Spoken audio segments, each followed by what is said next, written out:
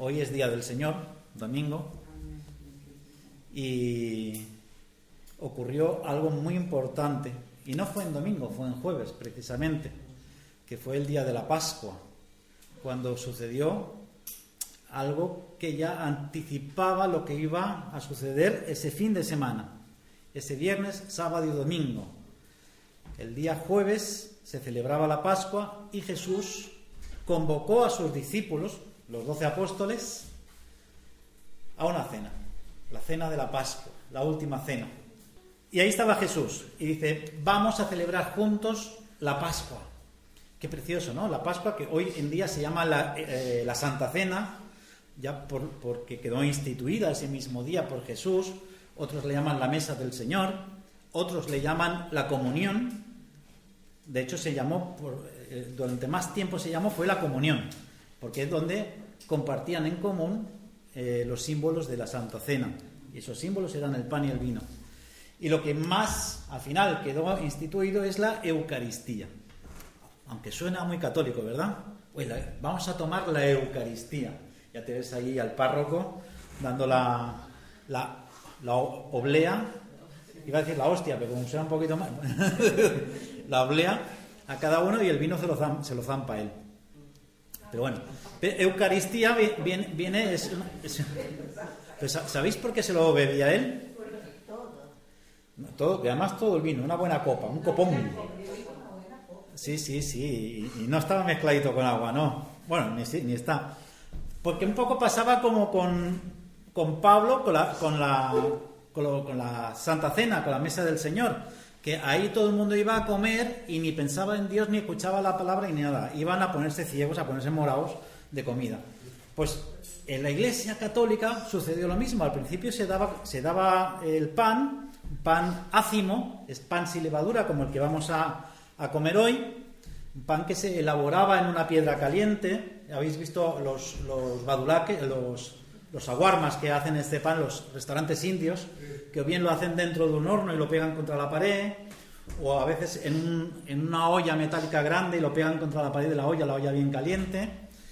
Lo más común en esa época era una piedra caliente caldeada al fuego, y estampaban ahí la torta y ahí se hacían en 2 segundos, pim pam. Y era levadura de cebada, de trigo, había de muchas cosas, pero cebada y trigo era lo más común. Entonces la Iglesia continuó haciéndolo así, ¿no? Mantenió esa costumbre de no echarle levadura, y de hecho las obleas vienen de ahí, de porciones pequeñitas de pan sin levadura, de pan ácimo, y está bien. Luego ya los evangélicos lo hemos industrializado todo, le hemos puesto con levadura, sin levadura, de molde, de payés, de lo que haga falta. Pero bueno, como compramos ahí una buena lata de pan ácimo, lo vamos a estar consumiendo hasta que se acabe, porque no se echa a perder, está la mar de bueno. Y entonces el cura daba el pan y daba el vino. ¿Qué pasaba? Que no llegaba el vino nunca para todos los feligreses. Los borrachines del pueblo, o sea, los primeros que se ponían en la fila, esos son los más fieles en la iglesia, y ahí estaban preparados 1, 2 y 3, que ¡pam! Y los 3 primeros vasos se los tomaban ellos, hasta que la Iglesia Católica dijo: ya, hasta aquí, ¿no? A pan para todos, pero vino para mí solo. Y así quedó la cosa. Y bueno, como aquí de momento ninguno tenemos problemas con zamparnos esa tremenda copa de vino que nos ponen, ese dedal. Yo me acuerdo cuando me convertí, se usaba una copa de barro, como esa que hay ahí en la vitrina, una copa, y se llenaba y se iba pasando, antihigiénico a más no poder, ¿verdad? Y ahí va la viejecita que iba limpiando el borde cada vez que cambiaba de fila. Tampoco te piensas que era cada uno, ¿no? Cambiaba de fila y limpiaba el borde, y a veces se confundía y tosía y se tapaba con el mismo y con el mismo pañuelo iba limpiando. Y bueno, como los jóvenes nos sentábamos atrás, nos comíamos toda la porquería de... No, yo tengo las defensas, bueno. Hombre, yo he vivido eso y tanto, hasta los 20 y tantos largos. Sí, y había Santa Cena todos los fines de semana, era cada semana. Así que estoy inmune de todo. Por eso yo nunca me resfrío, ni COVID, ni nada, a mí no me da nada. Además la hierba nunca muere. Y bueno, lo que pasaba también es que también se nos colaban algunos que les gustaba empinar el codo. Entonces, cuando llegaba por la tercera fila había que rellenar la copa, porque algunos daban el sorbito ese, pero otros se... Entonces había una garrafa de 5 litros detrás del púlpito y se iba rellenando. Pero bueno, así son las cosas. Bueno, pues antes de que Jesús instituyera la Santa Cena, se iba a celebrar en Israel, en todo Israel, para todo el pueblo judío, la fiesta de la Pascua. La fiesta de la Pascua, en resumidas cuentas, es donde se recordaba que Dios sacó de Egipto al pueblo y los liberó, y era el momento de sacrificar corderos y luego comérselo también, ¿no? Entonces se juntaban todos por familias, por clanes, los fariseos con los fariseos de segunda clase con ellos, etcétera, etcétera, y ahí se juntaban. Y Jesús dice, mira, vamos a nosotros a cenar juntos. No sé si dijo traeros a vuestras esposas, no lo sé, pero les dijo que iban a cenar juntos. Entonces Pedro y Juan, que eran los que más estaban con él, de hecho, Pedro y Juan, porque Pablo todavía no estaba, al final son los que más firmes aguantaron todas las persecuciones, todo el transcurso de la iglesia primitiva, de los comienzos de la iglesia. Y son de los únicos 2 de los primeros 12 apóstoles que nos han llegado cartas. Tenemos las cartas del Evangelio, las cartas de Juan y las cartas de Pedro. Luego el resto son de Pablo, pero Pablo es el que vino después, como un abortivo, decía él. Entonces Juan y Pedro le preguntan, bueno, ¿y dónde vamos a hacer esto? Porque ahí la casa más grande la tenía Pedro y la suegra ya había organizado su cena por su cuenta. Así que no contaban con la casa de la suegra de Pedro, porque su suegra la tenía ocupada. Entonces dice, mira, id por el camino y os va a salir un hombre con un botijo lleno de agua, preguntarle a él, porque ya lo tengo reservado. Él nos va a apartar aquí un aposento alto. Muy bien. Si hoy en día nos dicen un aposento alto, ¿qué podría ser? Un aposento alto. Podría ser una casa en la zona alta, podría ser un ático, un sobreático. Pues más o menos por ahí van las cosas. Un aposento alto eran 2 cosas y se utiliza más o menos para referirse a una terraza, la típica terraza, ¿sabes? Con sus lonetas que dan sombra, ¿os la imagináis? Una casa, las casas no tenían muchos pisos, lo más que tenían eran 3 y esas eran las que habían construido los romanos. Entonces, lo normal es que tuvieran una planta baja o 2 plantas, y en la planta baja estaban los animales y en la planta del medio vivía la familia, como aún se sigue haciendo en muchos pueblos. En Galicia es así, en la planta baja están los animales que calientan la casa y en la primera planta vive la familia, vivía toda la familia y había una terraza plana, que entonces ahí tendían, ahí hacían las fiestas, ahí hacían todo.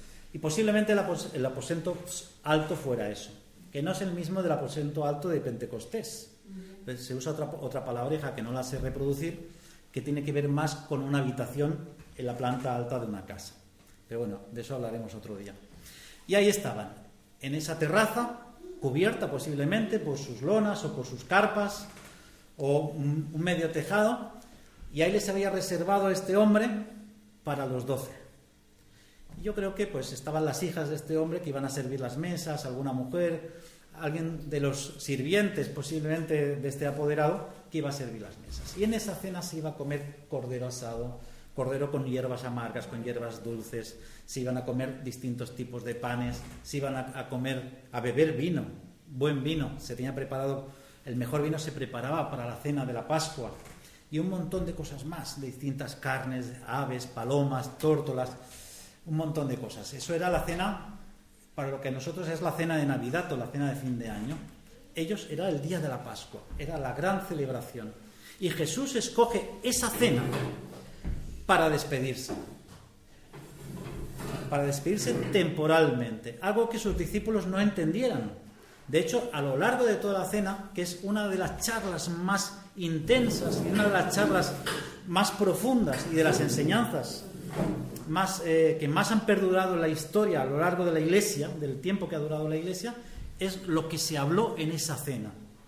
Solo se comió, aparentemente, si leemos el texto parece que rápidamente ahí sucedió algo, no se sabe si se comió o no se comió, pero pasó directamente al pan y al vino. Y como tenemos en nuestra cabeza este símbolo del pan y el vino así por separadito, y es algo que se iba comiendo durante el camino, por el camino. Se iba participando tanto del partir el pan como de bendecir con vino la comida. Se hacían a veces hasta 7 brindis, y en cada brindis había que soplarse toda la copa. Y los más recatados tenían 3 brindis, y eran 3 brindis, esos eran ineludibles. Un brindis al principio, un brindis a la mitad y otro brindis al final. Normalmente cuando se cambiaba, por ejemplo, de primer plato a segundo plato. Así que ya ahí nos podemos imaginar la escena. Todo Jerusalén de fiesta. Era un jolgorio. Fiesta, música, músicos. Y él convoca a sus discípulos para despedirse. Ellos pensaban que ahora es que iba a empezar a arrancar el verdadero ministerio del Mesías. Esos 12 apóstoles ya estaban convencidos de que Jesús de Nazaret era el Mesías. Dice, bueno, pues ahora nos va a convocar para decir, esta es la nuestra. Ahora vamos a tomar el toro por los cuernos, las riendas del carromato, y vamos a instaurar el reino de Dios aquí en la tierra, vamos a derrotar a todas las autoridades. Y lo que les viene a decir Jesús es algo muy diferente. Fijaos que antes de empezar la cena, y seguro que no lo recordamos porque como son episodios que vienen en los 4 evangelios por separado, lo primero que hace Jesús en esa cena, porque fue en esa cena, es esa maravillosa imagen que nos ha dejado de lavar los pies a sus discípulos. Vosotros imaginaos que era una cena de postín, donde se contrataban siervos a expresas para que sirvieran las mesas. Y Jesús convoca a los 12 apóstoles, a ninguno más, ningún discípulo más, a los 12 apóstoles. Los tiene allí sentaditos en esos divanes alrededor de esa mesa extraña que usaban los judíos en esa época. Y lo primero que hace Jesús es arremangarse y lavarle los pies. Fijaos qué declaración de principios. El que pensaban que ahora es el Mesías, ahora es que viene el rey, ahora es que el que va a instaurar el reino de Dios aquí entre el pueblo hebreo. Lo primero que hace es decir, el que quiera ser el primero entre vosotros, sea vuestro servidor. Los dejó de piedra, los dejó anonadados, tanto que Pedro dice, a mí ni te me acerques. Y Jesús le dice, si yo no hago esto, no tendrás parte en el reino de Dios. Y aún Pedro, que dudaba, que no sabía esto del reino de Dios que iba a ser, dice, vale, entonces sí, así tan clarito.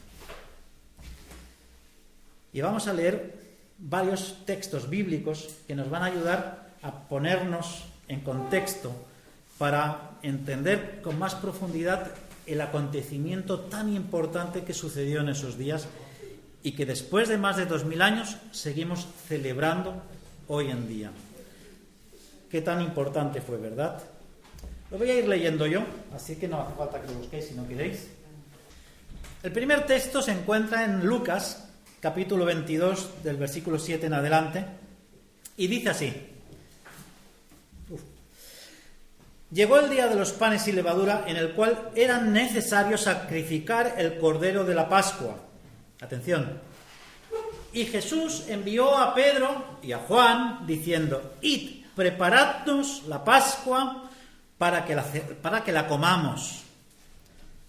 O sea, iban con la intención clara de ponerse las botas. Y ellos le dijeron, ¿dónde quieres que la preparemos? Él les dijo, he aquí, al entrar a la ciudad os saldrá al encuentro un hombre que lleva un cántaro de agua. Seguidle hasta la casa donde entrare. Y decid al padre de familia de esa casa, el maestro te dice, ¿dónde está el aposento donde he de comer la Pascua con mis discípulos? Entonces él os mostrará un gran aposento alto ya dispuesto. Preparad allí la Pascua. Fueron pues y hallaron como les había dicho, y prepararon la Pascua. Y en ese espacio de tiempo es donde Jesús hace lo del lavamiento de pies.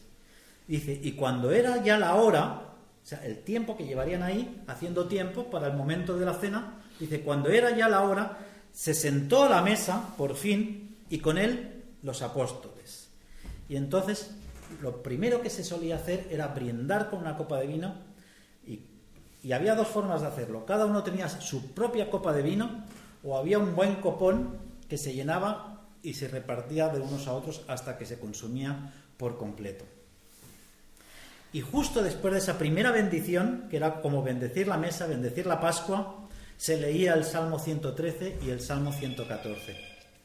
Así que... es una maquinita, ¿no?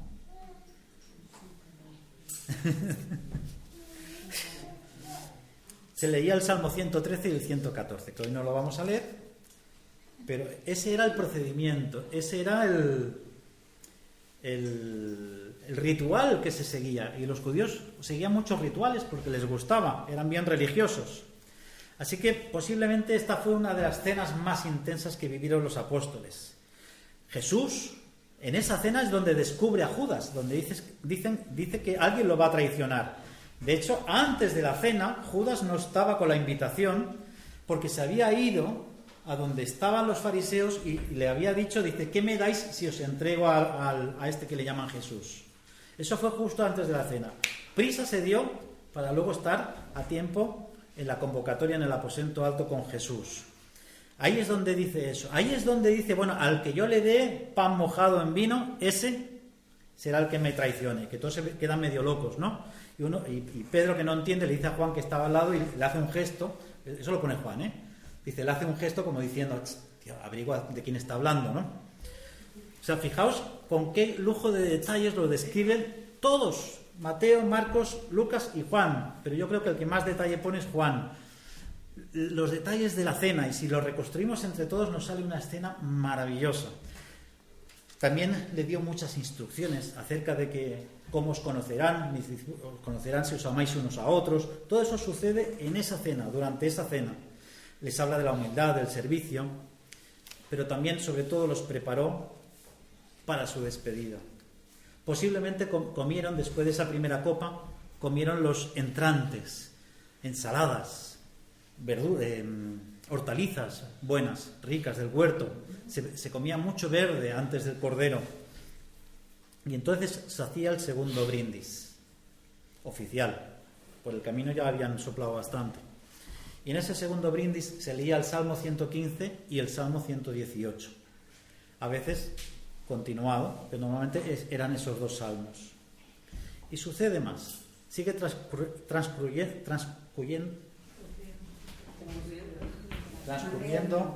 Gracias. Y Juan, en capítulo 14, dice lo siguiente: porque ya les había anunciado que no iba a estar con ellos. Dice, por un poquito de tiempo voy a estar, ahora lo vamos a leer, pero luego no voy a estar con vosotros. Les está anunciando, les dice de varias formas, y si leemos esta misma historia, los 4 evangelios, vamos a ver que de varias formas les dice que se va y que no lo van a ver más. Y entonces en Juan recoge estas palabras de Jesús que dice, no se turbe vuestro corazón. Porque imaginaos, sus 12 preferidos, sus 12 apóstoles, los cuales había instituido como columnas y baluartes de la fe para el comienzo de lo que es la Iglesia. Y a estos mismos, que ya se pensaban que esa cena iba a ser el inicio del reino de Dios, les dice que se va. Entraron en pánico. Imaginaos que cuando nosotros nos dijeron que las iglesias se cerraban por el COVID, la gente entró en pánico. Yo vi gente que se quería suicidar. No, pero lo parecía. Medio locos. ¿Tú sabes que no cierran la iglesia? Como si Dios se fuera, ¿sabes? Como si Dios desapareciera. Pues esa misma sensación, pero amplificada, era para los 12, que habían estado casi 3 años con Él mano a mano, unidos, viendo sus milagros, aprendiendo de Él, siendo enviados por Él, siendo ungidos por Él. Imaginaos si les dice, me voy, no me vais a ver más. Y ni siquiera sabían cómo se iba a ir. Dice, no se turbe vuestro corazón. Fijaos que les dice eso a los que con Él habían estado. ¿Qué nos diría a nosotros? Que lo amamos y aún así no lo hemos visto. No hemos estado con Él presencialmente, físicamente. No hemos sentido su calor, sus risas, su voz. Nada de eso. Y creemos en Él. Y Él nos dice, igual a nosotros, no se turbe, no se angustie, no tenga miedo vuestro corazón. ¿Creéis en Dios? Creed también en mí. En la casa de mi Padre muchas moradas hay. Dice, si así no fuera, yo os lo hubiera dicho. O sea, los había advertido, no os calentéis la cabeza, allí no hay nada que hacer, no hay nada para vosotros. Pero les está diciendo que hay muchas moradas, que hay mucho lugar para ellos. Dice, voy pues a preparar lugar para vosotros. No os asustéis, no os impacientéis, no tengáis miedo, porque voy a preparar lugar para vosotros. Y si me fuere y os preparare lugar, vendré otra vez y os tomaré a mí mismo, para que donde yo estoy, vosotros también estéis. No los deja solos para siempre, no los abandona. Es una despedida con promesa, porque donde yo voy a estar, vosotros también vais a estar.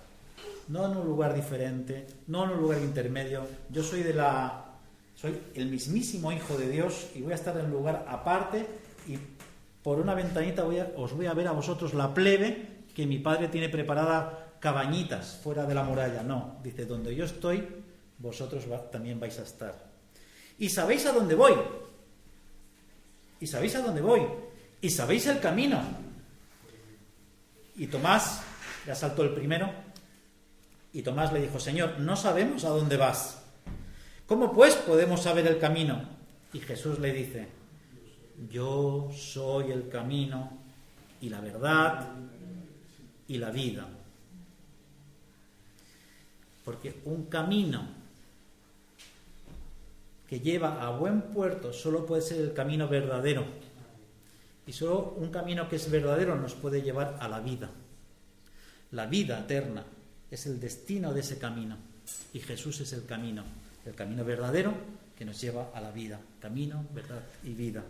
Nadie viene al Padre sino por mí, únicamente por mí. Si me conocierais, también a mi Padre conoceríais. Y desde ahora le conocéis y lo habéis visto. Y ahora no es Tomás, sino que es Felipe quien le dice, Señor, muéstranos al Padre y nos basta. Qué exigente, ¿verdad? Ya está, no nos calienten más la cabeza, dice, muéstranos al Padre, sabiendo como judíos que eran, que nadie puede ver a Dios. Y Jesús le dice, yo me imagino el tono de Jesús, porque si yo hubiera sido Jesús, ay, Felipe, dice, tanto tiempo hace que estoy con vosotros y no me has conocido, Felipe. ¿No me has conocido todavía? El que me ha visto a mí, ha visto al Padre. ¿Cómo pues dices tú, muéstranos al Padre? Fijaos qué hermoso, ¿no? Esa preciosa lección sucede en un intervalo, en un momento, entre un primer plato y un segundo plato, entre un tercero y un cuarto, no lo sé, antes del postre. Eso sucede en esa Pascua, en esa cena pascual que nosotros vamos a conmemorar ahora de aquí un momentito. Les da una advertencia importante, ¿no?, de lo que es seguir ese camino, seguir a Jesús, porque les está diciendo, si yo soy el camino, y yo soy el camino y la verdad y la vida, vosotros debéis de transitar por ese camino. Y eso significa seguir a Jesús, transitar por el mismo camino que Él transitó, vivir la misma vida que Él vivió, seguir los ejemplos que Él nos dio. Y por eso dice, habrá muchos que me dirán, Señor, Señor, y yo os diré, apartaos de mí, porque nunca os conocí, porque no obedecieron mis mandamientos. Y Él les habla de que seguir a Jesús no es un camino de rosas y violetas. Él habló de que seguirle a Él no eran oportunidades de triunfo y poder. Él habló de que seguir a Jesús era algo tan sencillo como guardar sus mandamientos. En el mismo capítulo 14 de Juan dice, si me amáis, estamos en la cena todavía, todavía no ha brindado con el último brindis. Dice, si me amáis, guardad mis mandamientos. ¿Cuántos dicen, oh Señor, yo te amo, y se dan golpes de pecho y levantan manos y se llenan la boca de palabras maravillosas, pero no guardan sus mandamientos? Dice, si me amáis, guardad mis mandamientos.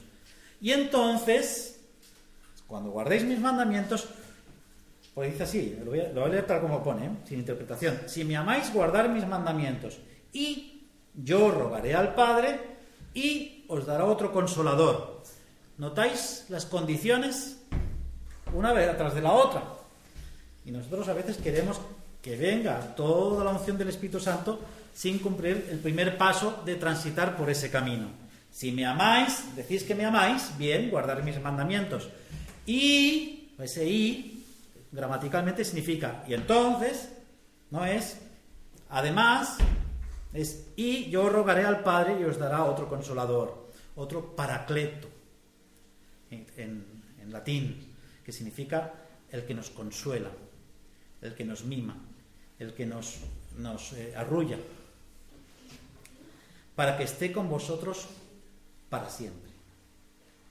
Para siempre. El Espíritu de verdad, el cual el mundo no puede recibir, porque no le ve ni le conoce, pero vosotros le conocéis, porque mora con vosotros y estará con vosotros. No os dejaré huérfanos, les vuelve a decir a sus apóstoles. No os dejaré huérfanos, vendré a vosotros. Todavía un poco, y el mundo no me verá más. Imaginaos la cara de perplejidad de sus apóstoles. No me verá más, pero vosotros me veréis, porque yo vivo, vosotros también viviréis. En aquel día vosotros conoceréis que yo estoy en el Padre y vosotros en mí, y yo en vosotros. El que tiene mis mandamientos y los guarda, ese es el que me ama. Lo vuelve a decir por si alguien no había entendido la primera. El que tiene mis mandamientos, o sea, el que los valora, el que los aprecia, como hablábamos la semana pasada o la otra, y los guarda, ese es el que me ama. Y el que me ama será amado por mi Padre. Y yo le amaré y me manifestaré a él. Entonces le dijo Judas, no el Iscariote, el otro, el que le traicionó, no, el otro Judas, había dos. Señor, ya van 3 participaciones, más las 2 de Juan y Pedro. Señor, ¿cómo es que te manifestarás a nosotros y no al mundo? Respondió Jesús y le dijo, el que me ama mi palabra guardará, y mi Padre le amará, y vendremos a él y haremos morada con él. Fijaos qué maravilloso. Primero es la obediencia. Es decir, el primer llamado a la obediencia es quiero seguir a Cristo. Esa es la primera respuesta al llamado de Jesús. Bien, yo quiero transitar por ese camino, que es la vida, que es la verdad y que es la vida. Esa es la primera respuesta de obediencia. El que me ama, mi palabra guardará, y mi Padre la amará, y vendremos a él y haremos morada con él.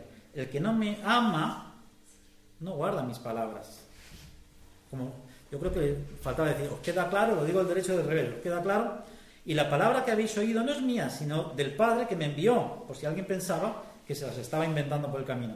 Os he dicho estas cosas estando con vosotros, mas el Consolador, el Espíritu Santo, a quien el Padre enviará en mi nombre, Él os enseñará todas las cosas y os recordará todo lo que yo os he dicho.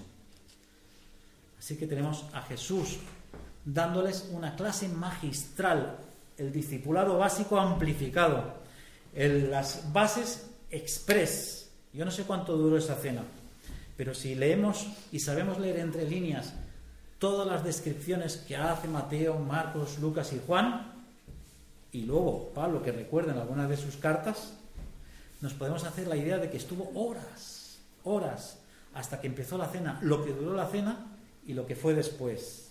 Y vemos en Juan 15:18, hoy vamos a leer bastante porque la palabra habla por sí sola en este caso. Dice, si el mundo os aborrece, sabed que a mí me aborreció antes. Ya les está hablando, les habló primero de que se iba a ir, de que Él es la imagen de Dios, de que quien lo ha visto a Él, ha visto al Padre. Les está hablando de que los verdaderos discípulos son aquellos que caminan unidos. Les está diciendo que el que le ama es el que guarda sus mandamientos. Les ha enseñado ya acerca de la humildad, que el que quiera ser el primero sea vuestro servidor. Fijaos la cantidad de lecciones que ha dado ya en esa cena. Y ahora les vuelve a advertir, dice, bueno, si habéis entendido todo esto, sabed una cosa, que si el mundo os aborrece, sabed que a mí me aborreció primero, antes que a vosotros. Si fuerais del mundo, el mundo amaría lo suyo, pero porque no sois del mundo, así es que os pasa, ¿no? Antes yo os elegí del mundo, por eso el mundo os aborrece. Acordaos de la palabra que os estoy diciendo, dice, recordad estas palabras. El siervo no es mayor que su señor. Si a mí me han perseguido, también a vosotros os van a perseguir. Es decir, si yo las he pasado canutas, vosotros las vais a pasar canutas. El siervo no es mayor que su señor. Qué hermosas palabras esas, ¿verdad? Que sabemos que las vamos a pasar difíciles, porque el Señor las pasó difíciles. Qué hermoso y qué desafío tan grande, ¿no? Que el resultado de nuestra obediencia sea más sufrimiento. Lo dice muchas veces: os envío como a corderos, os envío que sufráis, etcétera. Por eso no nos debemos de sorprender. Si han guardado mi palabra, también guardarán la vuestra. Mas todo esto os harán por causa de mi nombre, porque no conocen al que me ha enviado. Fijaos que esta advertencia es importante, porque muchos cristianos, cuando pasan por malos momentos, en lugar de aferrarse más a Dios, se alejan de Dios. Comienzan por alejarse de la iglesia, que es como el primer paso de alejarse de Dios. Luego terminan, no sé si ese es el primer paso o es el síntoma de que ya hace tiempo que lo han venido dejando, ¿no? De que dejaron de orar, que dejaron de pensar en Dios, dejaron tenerlo en cuenta, ¿no? Como hablaba esta semana con las niñas, que había un libro que yo leí de joven que a mí me ayudó mucho, que se titulaba ¿Qué haría Jesús en mi lugar? Y era de un chavalín de adolescente que cada vez que tenía que tomar una decisión importante en su vida tenía que pensar ¿qué haría Jesús en mi lugar? Si estuviera en mi lugar, ¿no? Y eso es interesante, porque nos ayuda a evitar muchos problemas de los que nos metemos. Si pensáramos ¿qué haría Jesús en esta situación? ¿Tomaría esta decisión o no la tomaría? Porque al final toda nuestra vida está compuesta de decisiones, unas malas y otras buenas. Pero cuando vienen los problemas, es que muchos cristianos se alejan poquito a poco, porque no conciben en su mente que ser cristianos y tener problemas vayan de la mano. Y si escuchamos bien las palabras de Jesús, si miramos bien el transitar de Jesús en esta vida, si miramos bien el transitar de los 12 apóstoles completitos, a los que les estaba hablando, hasta el último que murió en el año 97, que fue San Juan, todos murieron de forma trágica. ¿Quiere decir que nosotros tengamos que morir así? No, no está queriendo decir eso. Pero lo que hizo Jesús es decir, mira, hasta aquí os puede pasar. Puede que os pase poquito, poco, mucho, pero saber que en el mundo vais a sufrir. Así que esto no sea una piedra de tropiezo para que os alejéis de Dios, que no sea un motivo para que os enfriéis, para que dudéis del amor que Dios os tiene. Porque el amor de Dios está atesorado ahí en el cielo. Simplemente sabed que yo primero sufrí por vosotros. Juan 16, versículo 1 y 4.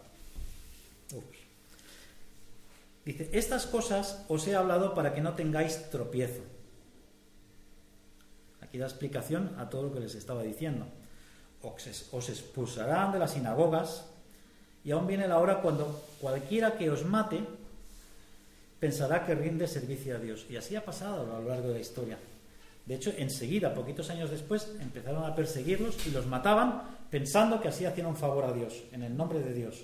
Los judíos mataban a los cristianos, los romanos mataban a los cristianos, la Inquisición mataba a los buenos cristianos, y todos en el nombre de Dios. Dice, y cualquiera que os mate pensará que rinde servicio a Dios. Ya Jesús lo anunció. Y harán esto porque no conocen al Padre ni a mí. Y no lo conocen porque no guardan sus mandamientos. Mas os he dicho estas cosas para que cuando llegue la hora os acordéis de que ya os lo había dicho. Y queda feo decir eso. Ya te lo había dicho. Pues Jesús dijo eso. ¿Recuerda? Cuando te pase, te lo dije. Así que Jesús es como una esposa rencorosa, que cuando nos metemos en problemas viene el Espíritu Santo y nos dice, nos recuerda, ¿no? Como dice la promesa, te lo dije. ¿De qué te sorprendes? Os digo estas cosas para que no sean de tropiezo, porque vendrán los problemas, vendrá la persecución, vendrán los reproches, vendrán la gente que huirá de nosotros. Tú puedes hablar en una reunión Uno puede defender el Islam, otro puede defender la LGTBI, otro puede defender la izquierda, otro la derecha. Pero si tú hablas y abres la boca diciendo que eres cristiano, tienes un problema. Así están las cosas hoy en día. Pero no nos sorprendamos. Jesús ya lo dijo con anticipación. Así que, ya para ir concluyendo, ya les había advertido de todo. Ya les había anunciado que se iba. Les había dado varias lecciones magistrales. Y sigue diciendo en Juan 16, dice, todavía un poquito y no me veréis. Y de nuevo un poco y me veréis, porque yo voy al Padre. Entonces, dice, se dijeron sus discípulos unos a otros, ¿qué es esto que nos dice? Todavía un poco y no me veréis, y de nuevo un poco y me veréis, y porque yo voy al Padre. Decían pues, ¿qué quiere decir con todavía un poco? Dice, no entendemos de lo que habla. Los discípulos estaban perplejos, alucinados. Ya termino.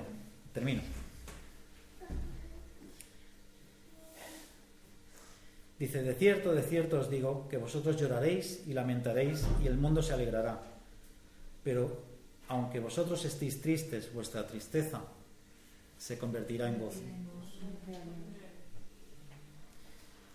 Así que aun después de la tristeza, que me imagino que podían sentir los 11 apóstoles, porque el otro, aparte de tristeza no sé, pero arrepentimiento hasta el punto de que se suicidó, Judas, que lo traicionó. Los otros 11 tenían una tristeza genuina. Pero dicen, no estéis tristes, porque vuestra tristeza se convertirá en gozo. He aquí la hora viene. Y ha venido ya en que seréis esparcidos cada uno por su lado y me dejaréis solo, más solo todavía, porque el Padre dice, no estoy solo, perdón, empiezo a estar aturdido, porque el Padre está conmigo. Estas cosas os he hablado para que en mí tengáis paz. En el mundo tendréis aflicción, pero confiad, yo he vencido al mundo. Y dice el versículo que después de decir esas palabras hizo el último brindis, y con el último brindis normalmente se leía el Salmo 120 o el 136, y de ese brindis es donde quedó instituida la cena del Señor, porque dice así, y mientras comían tomó Jesús el pan y bendijo y lo partió y dio a sus discípulos y dijo, tomad, comed, esto es mi cuerpo.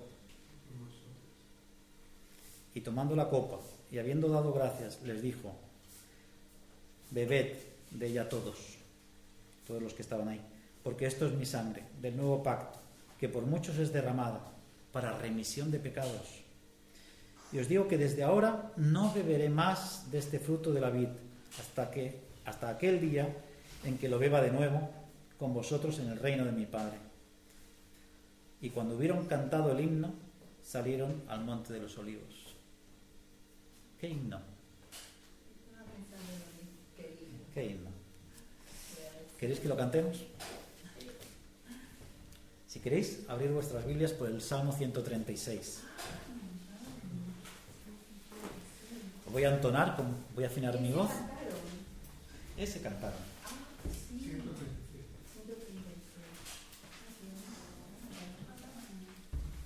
Y vamos a hacer un jueguecito. Yo leo la primera parte de cada versículo y vosotros leéis la segunda.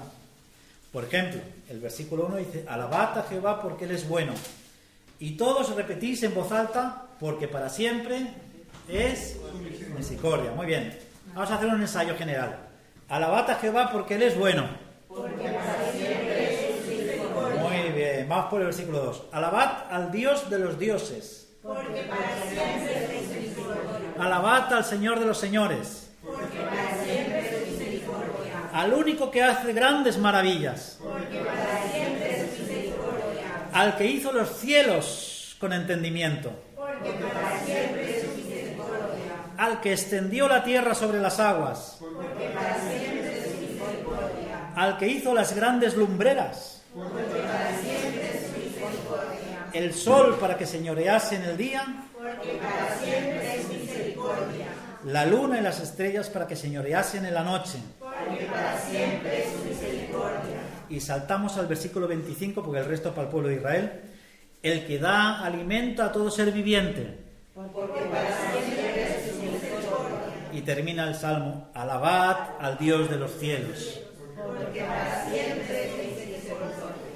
Y alabando al Señor, y tal como hicieron en ese momento el pueblo de Israel, es que nosotros vamos a participar ahora de la Santa Cena, recordando, poniéndonos en escena, como si estuviéramos viendo imagen por imagen a Jesús con sus 12 apóstoles, después de haber cantado este himno, y Él instituyendo la Santa Cena. Imaginaos partiendo ese pan crujiente y repartiendo, dice, comed de esto porque este es mi cuerpo, y repartiendo esa copa de bendición con la bendición final, repartiéndola a cada uno y diciendo, y esta es mi sangre que es derramada por todos vosotros para perdón de pecados. Y con ese espíritu y esa imagen vamos a participar ahora de la Santa Cena. Amén.